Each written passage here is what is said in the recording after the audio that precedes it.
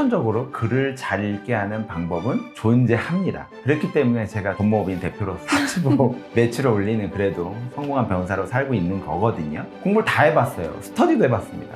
근데 단 1점도 늘지 않더라고요. 저의 인생은 딱 하나예요. 문해력 때문에 바뀌었습니다. 만약 제가 그때 뭘 돌파 못했다면 저 변호사가 될 수 없었을 거고요. 여러분도 저처럼 글을 읽었는데 아무것도 떠올리지 않거나 2번 읽고 3번 읽는 경험이 있지 않으신가요? 그렇다면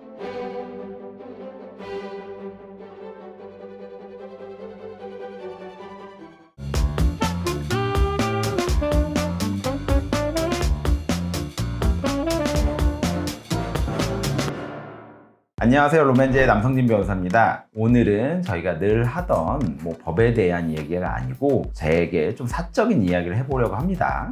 사실 제가 몇 년간 출간을 준비했던 책이 있습니다. 이 책이 자서전, 수필 이런 책은 아니고요. 제가 항상 고민했고 이 고민을 해결해서 저를 이 자리까지 이끈 문해력이라는 주제에 대해서 제가 한번 쓰게 되었습니다. 이 책이 어떤 내용이고 그리고 문해력 때문에 특히 국어시험 때문에 고민하는 수험생들에게 작게나마 희망을 줄 수 있도록 하기 위해서 한번 이 촬영을 준비해 보았습니다. 저도 책을 읽어봤는데요. 이제 변호사님께서 책을 출간하셨다고 하셔서 저는 네네네. 당연히 법률 관련 그런 내용이겠구나 했는데 이제 좀 의외로 문해력 훈련이라는 책을 내신 거예요. 제가 이 책 냈다고 하니까 첫 번째 질문은 법적 서적 아니야? 너의 수필 아니야? 이런 거였어요. 근데 저는 그런 책을 쓸 생각은 없고 실제로 제가 인생에서 가장 고생한 부분이 뭐냐면 국어였어요. 국어. 중고등학교 때부터 국어를 못하면요 정말 너무나도 고생을 합니다. 무엇보다도 우리나라는 국어 시험이 수능 필수 과목이고 그리고 내신에서도 가장 비중을 많이 차지하고 대학교로 넘어오면 삼성 입사 시험, 현대자동차 입사 시험, 행정고시, 국립외교원 시험, 피스텐 그리고 올해부터는 구급 공무원 시험에도 이와 같이 글 읽는 국어 시험으로 대체가 됩니다. 그러면 실질적으로 뭔가를 하기 위해서 국어 시험을 안 보고서는 단 하나도 될 수가 없습니다. 문해력이 떨어지면 실질적으로 내가 10시간을 공부하든 밥 먹는 시간, 자는 시간 빼고 하루 종일 공부를 해도 공부를 잘할 수가 없습니다. 근데 제가 과외도 많이 해보고요. 강의도 많이 했거든요. 그때 제일 많이 했던 질문이 그거예요. 왜 저는 공부를 많이 하고 맨날 공부만 하는데 왜 공부를 못할까요? 그거는 글을 못 읽어서입니다. 글을 못 읽고 문해력이 낮고 그러다 보니 또 필수 과목인 국어 시험을 못 보고 결국에는 계속 루틴하게 공부를 결국 포기하게 되는 거거든요. 또 AI가 요즘에 도입되면서 AI가 있어서 저희 공부할 필요가 없는 거 아닌가? 이게 제일 바보 같은 질문이에요. 글을 못 읽으면 그 AI가 분석한 걸 저희가 읽을 수가 없어요. 국어 능력이라는 것이 결국에는 이 세상에서 가장 중요한 능력이기 때문에 그런 사람을 변별해내기 위해서 국어시험이라는 필수 과목이 생긴 겁니다. 다시 돌아오자면 제 생각에 제 IQ가 100 정도밖에 안 될 것 같아요. 정확히 어디 가서 시험 기관에 가서 해보진 않았는데 왜 그런 생각을 했냐면 국어를 공부하지도 않았는데 잘하는 애들이 있어요. 걔네는 다른 공부 못하는데 국어는 잘합니다. 너 왜 국어 잘하니? 라고 물어보면 나 어렸을 때 책 많이 읽었는데 이렇게 한 거구나 아니면 잘 모르겠어 난 국어가 잘 이해가 돼. 근데 그런 사람들은요 100명 중 한두 명이고 실질적으로 98명, 98명의 사람들은요 글이 안 읽혀요. 근데 왜 우리는 글을 못 읽을까라는 고민을 한 번도 한 적이 없고 그리고 그것이 선천적인 뇌의 능력이고 유전이고 그렇다고 생각하고 대다수 포기를 해버리거든요. 저도 그랬어요. 국어를 못해. 책이 안 읽혀. 그래서 제가 서울대 나온 저희 친한 형한테 찾아갔어요. 형 수능에서 국어 만점 맞았다는데 어떻게 하면 책이 잘 읽혀요? 그 형의 대답은 뻔해요. 저는 어렸을 때 책 많이 읽었는데. 근데 우리가 지금 고등학생인데 유치원으로 다시 회귀할 수 없잖아요. 그러면은 우리는 국어를 포기해야 되나요? 저 역시도 국어를 포기할 수 없던 거죠. 꾸역꾸역 진짜 국어를 못하지만 다른 과목에 성적이 잘 나와서 그래도 성대 사회학 계열에 입학을 합니다. 근데 이제 행정학과에 입학을 했기 때문에 행정고시를 봐야 되는데 또 이게 엄청 불행히도 저가 입학할 때는 언어 능력 평가 시험이 없었어요. 행정고시 헌법 시험 영어 시험 이런 되게 지식 시험이었단 말이에요. 근데 갑자기 이런 시험들이 실제 공무원들을 뽑기에 적합하지 않다 해서 언어 적성 시험으로 바뀌어 버립니다. 제 인생을 막던 국어 시험이 또 등장을 하게 된 거예요. 그럼 어떻게 해야 되냐? 저는 별의별 걸 다 해봤습니다. 속독학원도 유명하다는데 막 버스 타고 2시간 가가지고 속독학원 선생님 원장님이랑 상담을 받았어요. 행정고시 언어 시험이 있는데 이게 세상에서 제일 어려운 시험입니다. 근데 이 시험을 어떻게 하면 제가 통과할 수 있을까요? 라고 물어봤는데 아 그러시냐?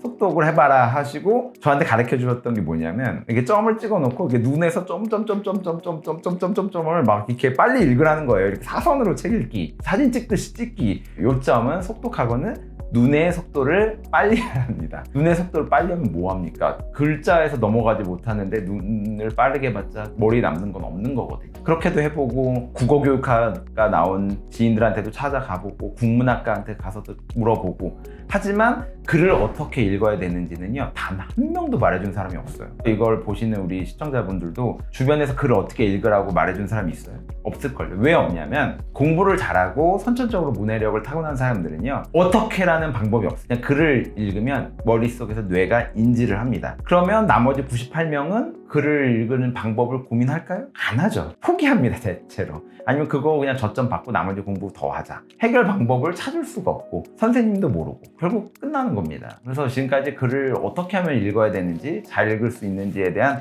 고민하던 책은 단 한 권도 없던 거예요. 근데 되게 제가 약간 특이한 케이스죠. 왜냐면 포기하지 않고 IQ도 낮고 그런데도 잘하고 싶었고 오기로 결국 국어 성적이나 문해력을 올려서 성공하는 케이스였던 것 같아요. 왜냐면 제 주변에 다 천재들밖에 없었거든요. 결국에는 다시 생각했습니다. 내가 뭐 책을 많이 읽고 그리고 다시 태어나지 않는 이상 왜 글이 안 읽힐까라는 근본적인 부분으로 돌아가서 글자를 어떻게 인지해야지 의미가 어떻게 이해가 되는지를 그걸 석 달 동안 그랬더니 결국엔 글이 읽히기 시작했습니다. 그 내용을 제가 책으로 썼습니다. 변호사님 말씀 들어보니까 이제 국어를 잘하는 사람들에게 이제 어떻게 하면 이제 국어 성적이 잘 나오냐 이렇게 물어보면은 대부분 별다른 기술이 없다는 듯이 이제 말씀을 해주시는 것 같아요. 그러면은 실제로 글을 잘 읽는 법이 존재하는지. 당연히 후천적으로 글을 잘 읽게 하는 방법은 존재합니다. 그렇기 때문에 제가 존재하고 부끄럽지만 법무법인 대표로 40억대 대출이란다. 40억 매출을 올리는 그래도 성공한 변호사로 살고 있는 거거든요. 생각해보세요. 글 읽는 방법을 배우지 못하면요 국어랑 글 읽는 방법은 늘질 않습니다. 왜냐면 제가 뭐 달리기 같은 걸 예를 들게요. 내 달리기가 15초야. 근데 15초가 13초 달리기를 하기 위해서 무작정 운동장을 하루에 100바퀴씩 뛰어요. 그 사람이 1년을 뛴들 15초가 13초가 될까요? 그거는 그냥 체력만 길러져요. 체력만. 마라톤은 늘 수 있어요. 하지만 단거리 능력은 늘지 않아요. 그렇기 때문에 책을 아무리 읽고 아무리 어휘력 공부를 해도 이런 노력으로는 절대 문해력이 늘 수도 없고 근본적으로 글 읽는 방법을 깨달아야 돼요. 책을 많이 읽고 어휘력을 익히고 이런 것은 전혀 도움이 되지 않습니다. 왜 안 되는 줄 아세요? 제가 해봤거든요. 제가 막 국어사전이랑 어휘력, 경제, 뭐 사회 다 해봤어요. 절대 안 됩니다. 그냥 지식만 늘 뿐이에요. 왜냐? 인지하는 능력이 떨어지기 때문에 그 어휘를 는다고 해서 전체적인 시험 점수는 늘지를 않더라고요. 따라서 단언컨대 문해력을 늘리는 글의 방법은 존재합니다. 근데 변호사님 그 이제 시중에 나와 있는 다른 문해력들 책을 보면 문해력을 높이려면 아무래도 어휘력이 제일 중요하다고 이제 맞습니다. 많이 설명을 해주시더라고요. 근데 실제 이제 어휘력 위주로 이제 많이 이렇게 준비를 하면 이게 효과가 있는 건지. 조금의 효과는 있을 텐데 단언컨대 내가 어느 정도 다이나믹한 효과를 누릴 수가 없습니다. 저는 그거 보면서 되게 상술이라고 생각해요. 교보문고나 아니면 예스24에 문해력 엔터 딱 치면요 나오는 거 다 어휘력 책이에요. 왜 어휘력 책이 있는지 아세요? 글 읽는 걸 또 공부하라고 하는 겁니다. 내가 글을 읽지 못하는데 공부해서 글 읽는 능력을 기르라는 거예요. 그리고 뭐 어휘력 책이 팔기가 좋습니다. 이렇게 해서 네가 하면 결국엔 지식이 쌓으면 글을 잘 읽을 거야. 그러니까 넌 공부해. 이 책을 사 라고 파는 거예요. 왜 제가 아는지 아세요? 제가 이런 책 다 사봤거든요. 공부를 다 해봤어요. 스터디도 해봤습니다. 근데 단 1점도 늘지 않더라고요. 어휘력은 말 그대로 기본 정도만 알면 되지 어휘력 가지고 문해력 올릴 수 있는 방법은 없어요. 이걸 반증하는 게 뭘까요? 제 책에 있는 내용인데 모든 일엔 때가 있다. 날 때가 있고 죽을 때가 있으며 심을 때가 있고 뽑을 때가 있고 죽을 때가 있고 치료할 때가 있으며 헐 때가 있고 세울 때가 있다. 웃을 때가 있고 슬퍼할 때가 있으며 찾을 때가 있고 잃을 때가 있다. 사랑할 때가 있고 미워할 때가 있고 평화를 누릴 때가 있는가 하면 전쟁을 할 때도 있다. 여기에 정확히 16개의 단어가 들어갑니다. 제가 방금 읽어드렸어요. 16개 단어를. 머릿속에 몇 개가 남고 계신가요? 대체로 한 3개? 4개? 8개? 많이 남아요, 8개? 남지 않아요. 이거 모르는 단어라서 저희가 이해가 안 되고 인지가 안 남고 기억이 안 남나요? 그게 아니라니까. 이 내용은 다 알아. 대꾸법이라고 하는데 날 때와 죽을 때가 상반 언어잖아요. 심으니까 뽑고 헐 때가 있으면 다시 세운다. 이런 대꾸법으로 쓰는 내용들인데 제가 집중력이 부족한 거 아니라니까.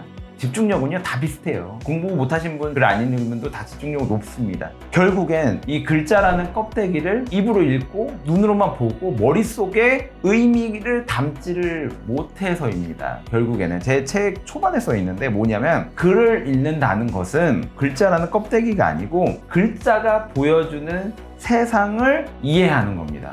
이해하시겠어요? 이해 못하죠. 이거 이해하면 당연히 이런 고민을 왜 하고 있겠어요? 글자는요 인간이 만든 최고의 발명품이에요. 발명품일 뿐이야. 물건일 뿐이에요. 사랑이라는 것도 한국에서는 시읒, 아, 리을, 아, 이응을 쓰죠. 영어는 LOV 쓰죠. 다 이 껍데기가 달라요. 하지만 걔네가 공통적으로 담으려고 하는 거는 누군가에 대한 애정과 누군가에 대한 뭉클함과 이런 사랑이라는 감정적인 부분을 다른 언어의 껍데기로 만들어 놓은 거거든요. 근데 이 껍데기를 자꾸 읽으려 하고 발음하는데 그냥 모든 에너지를 쓰고 그 안에 있는 단어를 이해하는데 에너지를 덜 써버리는 습관 때문에 결국에는 이걸 입으로 읽고 눈으로 읽었지만 머릿속에 남는 게 없는 거예요. 글자를 중시하고 그 안에 내용을 이해를 못한다는 거거든요. 그러면 우리 서울대학에 간 친구들 막 천재들은 어떻게 글자 읽을 것 같아요? 물고기라는 단어를 봤을 때 물고기라고 읽지 않아요. 그냥 그 단어를 보는 순간 물속에서 물고기가 머릿속에 떠오른대요. 저는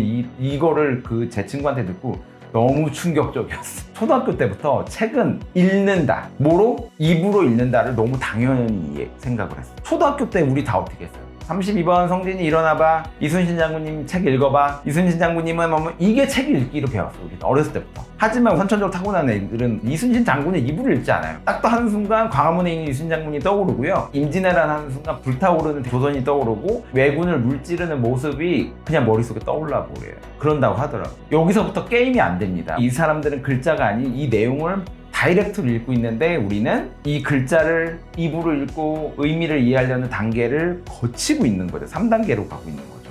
글자가 있으면 툭 치고 넘어와서 의미를 이해해야 되는데 글자라는 걸 입으로 설명하면서 이해하고 있는 거죠.